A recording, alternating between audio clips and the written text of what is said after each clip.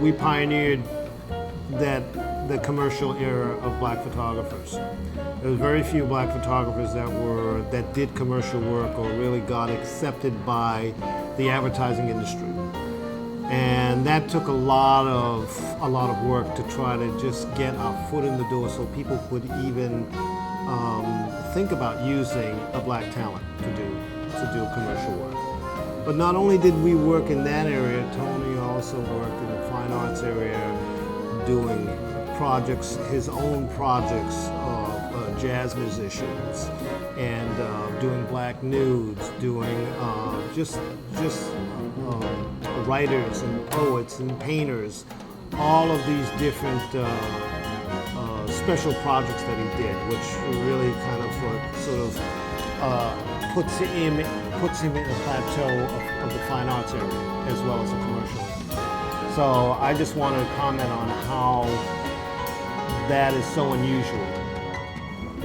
I didn't have good enough marks to go to college, and the guidance counselor said that you can't get into college, you need to get a trade. And I didn't know what I was going to do at first. And I always get the feeling that in life for everyone, you don't choose. It chooses you, yeah. I really believe that. It chooses you in every respect. For some reason, that's how things are when I look at other people and other things that go on in anybody's life. So the only thing I could figure out was that when I would go back and forth to school, I'd like to stop in secondhand bookstores, and I like to look at Look magazine and Life magazine because they had all those wonderful photos. And although we got Ebony at home, we didn't get Life and Look. And I realized that I like photography. So I decided to come to New York to go to a school, a night school, to learn photography. Lo and behold, I went to one semester, and they didn't really teach you anything. What I ended up doing was that I met a friend of my aunt's who was a photographer, and he brought me to this group called the Kamonge Workshop at that time. And that's how I learned a lot about photography and visuals, the vision of doing certain things. I got drafted in the Army, and I joined the Navy. So when I got into the Navy during Vietnam, they wouldn't give me a photography school. And I put on some exhibitions, sidewalk festivals and stuff, and they decided that, you'd be better off at least on-the-job training, because I still couldn't get to school. And I went for maybe 6 months, and they all decided that I should be the staff photographer for the newspaper they had, the station newspaper. So I got extra experience doing photo stories or photo essays for that. As soon as my 3 years were up, I left right away. So I come to New York again, because I was in New York for a year and a half. And I'm with the same group, we meet, but I try to get a job as an assistant to learn more about photography in this business. I couldn't get one. I had no experience.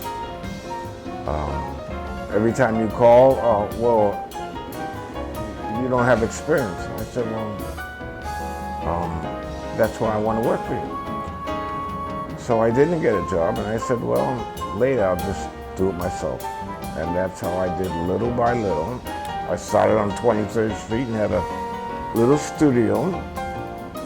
I couldn't afford strobe lights at that time, so I used hot lights that you could buy, the 500-watt bulbs. And I shot a portfolio of models with that lighting, but you couldn't tell that it wasn't strobe lighting. And I took the first portfolio up to Barboza, and they hired me to do their back pages for $125 a shoot. So around 1970, this model walks in, and I had photographed her a couple of times, did tests of her. Because I would keep trying to improve the book, I did tests. And she says, you know, I want to cut my hair. I said, oh, that's nice. She says, no, you don't understand, I want to cut it all off, bald. She did it, I did some photographs. I didn't agree with it, but I did some photographs of her. I put them in my book anyway, and they wanted to use her for their campaign on this particular cosmetic called the State at that time. And that's how I got recognized the first time in the business for doing those photographs. You know. That was the beginning. They started magazine Essence, I remember now. Gonna have their first issue. I get a call from Gordon Parks. He's creative director. So he called me and told me to come to his apartment. And he says, you know, Tony, you gotta try things differently. You know, you can use this, you can use cloths, and he showed me examples. You gotta try, be creative. I haven't done a shoot yet, though. But he just was nice in trying to instruct me because they were gonna hire me. So I started working for Essence, and I worked for Essence for about 14 years. Yeah. Through a lot of different art directors. Yeah. Is that where you met, like Beverly Johnson and B. Smith? Did you meet all of them through Essence, or? Oh no, it's not only through Essence because, well, I knew some of them from testing, like Barbara Smith and Naomi Sims was around. Yeah. I also had the account where Ken brought it in from A&S Department Store, so we did all the newspaper ads for A&S Department Store, and we would work day and night doing that.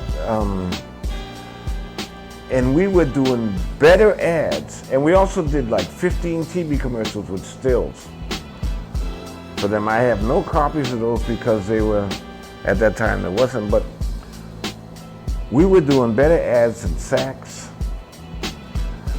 and Bloomingdale's and full pages for A&S Department Store. I did it for a year, and people found out that I was doing them. I did all of them. We worked day and night with a lot of models that later went on to be actresses, like Candy Clark. Used to use her, and she went on in the American Graffiti movie. A lot of models, even Janice Dickinson. So we worked every day doing that, every day. So I met Beverly Johnson, and I think I did one of those with her too in a group. That's how I first met her. I think it was through A&S that I first met her. And we used to see models there every Monday. So almost all the black models in the industry, and male and female, would know us. You know, so we did jobs with them, or we tested with them. So that sort of like opened up. There was a new, we were sort of like the pioneers at that time. It was the beginning. Before that, you know, there wasn't all this, you know, in the early 60s and stuff, there was nobody running around. Black people come from out of town, want to be makeup and hair people. Now that goes on a lot. All the time. But there was a lot of models then that were, you know, you didn't get much work. Right. They would have some ads where they would have one black girl in the ad if they had a number of girls. And it was more like, here's our token for today. And in the 80s, a lot of black models used to go to Europe to do fashion. You know, I first shot Grace Jones, and nobody would give her any work. I gave her her first job. I shot her with the Chambers Brothers for Essence. That was her first job, and she couldn't get any work from anybody else. So she went to Europe, and she became a sensation, yeah. I had an exhibition sometime in the 70s somewhere. And he somehow saw her. And he called me up. It was in his Uncola days there. Yes. And he called me up, he said, I want to meet you. So, okay, and that's how I met him. Wow. And we talked a lot, and at one point, I think it was after I had done for a magazine in Germany called Geo, I spent 2 months working on the Dance Day of Harlem, and he had choreographed one of the pieces. Yes. And I met him again, and I started going. He heard that he knew that I painted as well, because I paint, and he would help me with the paints, you know, tell me. That Jeffrey Holder could do everything, right? Yeah. And so one day he says, Tony, I want to introduce you to someone, because I like introducing people to other people that I think would get along. And it was Regis Pagnès from Elle magazine. And I met Regis, and Regis had me working for Elle Decor magazine and Elle magazine for I don't know how many years. Wow. Until he retired, yeah. I said, well, I'm not a still life photographer. He said, but you're a photographer, you can do it. So I would shoot still life, anything for him, yeah. He was a wonderful guy. What about Mr. Davis? Well, Mr. Davis. Essence called me, this is 1971. Now, I'm in photography 68, 69, 70. It's only, going on the fourth year. And they say, we want you to go to Miles Davis's house to photograph him. And he can be very strange. So I got worried, really worried. I called some people up, and they said that, oh yeah, we heard about Miles. One time a photographer came to a magazine, and he went to Miles's house, and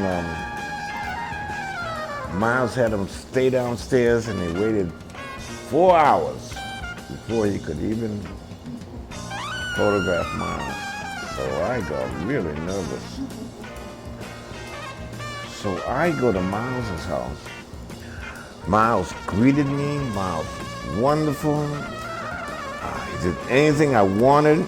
At the same time, he had a French cookbook that was that thick, and he made the best French fish soup I've ever eaten to this day. It was amazing. And we stayed there all day, and I photographed him in his home. And he put on different clothes, and he was really young. We became good friends. And I photographed him a number of times in Malibu at his home, in his 2 homes here. In the 80s, he came to me one day and said, Tony, I want you to do my album cover. You're under arrest, and the art director can't come. And the art director calls me up from Colombia and says, Miles says I can't come shoot. I said, I have nothing to do with that. I have nothing to do. So Miles and I got the little machine gun, and Miles and I spent the day and we worked out with a background, we worked out the idea as a team, yeah. Through the years, I worked for years for New York Times Sunday magazine. And they wanted me, because I was in California a lot, because my wife was on a soap opera out there at that time. So I lived in LA and here at the same time. You know, my wife is Laura Carrington from the Hello video, The Blind Girl. Lionel Richie's, yeah. So she was in General Hospital out there, so I would fly back and forth, and they asked me to shoot Cher. So Cher's people wanted to see the book of the person who was shooting. So I gave New York Times the book, and they sent it out to Cher's people, and Cher's people looked at it, sent it back, and said, does he have any more white people in this? Because we want to get another photographer. The New York Times Sunday magazine stuck up for me and said, no, this is the photographer we're using. And that's it. So I go to Cher's, the hairdresser, makeup artist, somebody comes down and says, well, if she doesn't like the lighting, she's not going to shoot. I said, oh no. So all I did was put the lighting up and shot a Polaroid of my assistant, and she liked the lighting. She came down and we spent, from the time I got there, 9 o'clock in the morning till 9 o'clock at night, we spent the whole day with her, photographing her, yeah. She was wonderful, yeah. Yeah. And after that shoot, she won the Academy Award for Moonstruck. So she wouldn't allow anybody else to photograph her. So anybody who wanted photographs came to me. Yeah. I love fashion and I love women, so I'm here to make you look good. There is a science to being a photographer that you make people feel comfortable when you're shooting them. And that is as important as you taking up that camera. Because once you do, you can get more out of them. But I was going around and doing a lot of different things through the years. Working for Life magazine. I had to go to Watts and do the anniversary of the Watts riots. And I did that for Life, and that's entirely different from the fashion.